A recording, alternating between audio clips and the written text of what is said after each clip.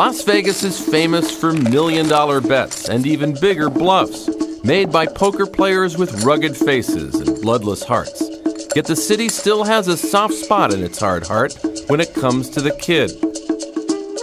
For Stu Ungar was the youngest, then the best, and then he was gone. On 3 or 4 different occasions, he went from being a millionaire to a dead broke, and then back to a millionaire again. I firmly believe that he could make that deck play Yankee Doodle in any key that you wanted. He was gifted. Much like Bobby Fischer is to chess, Stu Ungar was to gambling. 5'5" under an indifferent mop of black hair, 26-year-old Stu Ungar won the World Series of Poker in 1980, his first time out, with a style that bristled with aggression and cunning. He forced himself to hate everybody at the table. He wanted to rip their throat out. He was very forceful with his chips, so his chips were in constant motion all the time. So if you bet, he raised it. If you called, he raised. And that's a very disconcerting style for other players because he always had you off balance. Ungar had come to Las Vegas from New York in the late 70s with a genius IQ and a reputation as the world's best gin rummy player. It didn't take him long to start making millions playing no-limit hold'em poker, the game preferred by high-stakes players. I see those eyes in my sleep sometimes. The cold black eyes looking at people. He could literally almost like see through your cards. What would that do if you were a player against him? Well, that's intimidating. It's like guys looking through your soul, so to speak. 9, 10, 6, 2. And the queen does it. Queens and fours, a winning hand for Stu Ungar, and he repeats as the world champion of poker. Ungar defended his World Series of Poker title in 1981, but victory couldn't hold off the demons that began to haunt him. Stu Ungar was like a lot of other people we know in this world. He was his own worst enemy.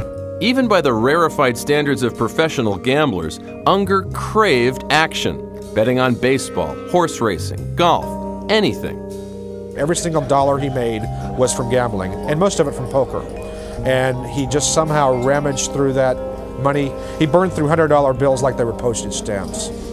Money he didn't lose gambling often went to feed his need for cocaine. One time we're at a party and these guys are talking about buying grams of coke or an 8-ball, 1/8 of an ounce, or an OZ. They're all talking that shit, right? Stuey looked up. What are you talking about? He had this enormous wad of cash. He said, let's get a kilo, he said.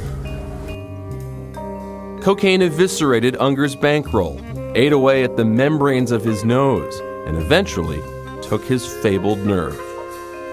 You might be able to handle one bad habit, maybe even 2, but Stuey, at certain points in his life, had just about every bad habit.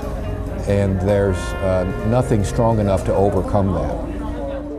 One day, a poker table filled with those who knew Stu Ungar and his lifestyle got to wondering how much longer his frail body could hold out. One of them said, well, how long do you think Stu Ball's going to last? How long before he kills himself? And they started talking the parameter, and they finally settled on 40 years old, right? And then it got just totally silent because they all realized, what are we going to make this bet for? We don't want to win it. Amid the carnage of his self-destruction, Ungar held fast to his love for Stephanie, his young daughter. My father told me many times that if he didn't have me, he would have nothing to live for. I'm convinced that's why he lived another 10 or 15 years longer than he did live, was just to watch her grow up. As the 1997 World Series of Poker drew near, Stu Ungar was a shriveled mess, a cautionary tale, deep in debt and strung out on cocaine. He looked like someone had stuck a pin in him. He just went, I'm like, God damn, this is my last chance. You know, he just looked terrible.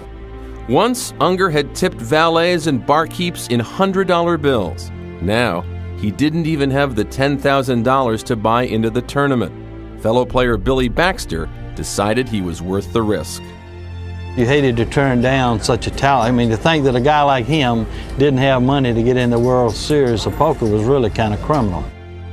On day one of that tournament, you know, on the break, he comes up, he says, Mike, he said, I don't think I can make it through the day, you know, and I just like sort of shook him.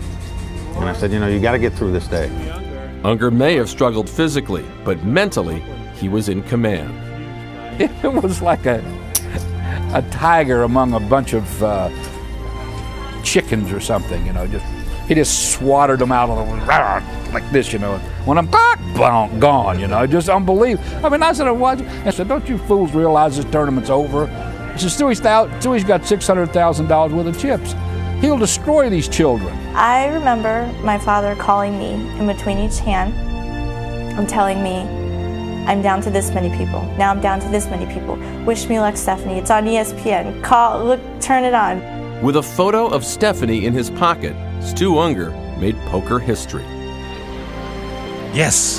Deuce. Stuey wins the tournament. Stu Ungar has won 3 World Series of Poker. Ungar and Baxter split the $1 million first prize down the middle. I've done a lot of stupid things myself, but I want to tell you something for a fact.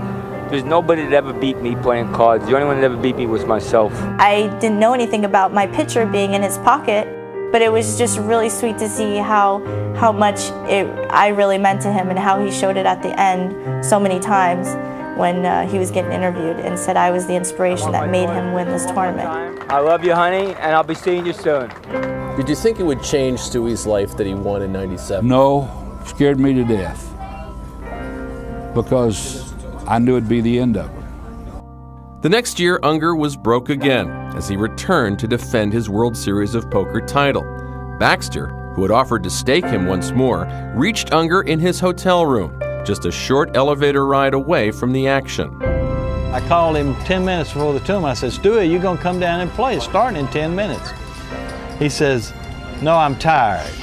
He says, I don't feel like playing. He says, you can just go ahead and take my money down. I don't want to play.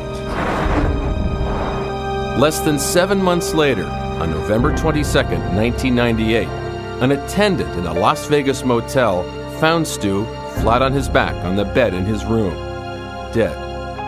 In the 45 years that he went through life like an open razor, Stu Ungar had won an estimated $30 million at poker. He died with $800 to his name. The funeral was very sad. I was one of the speakers at the funeral, and the place was packed.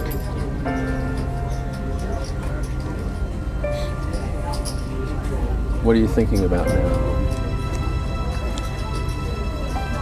Excuse me.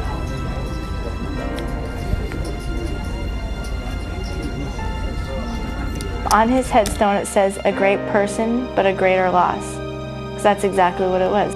To me, the poker world, it just summed him up totally.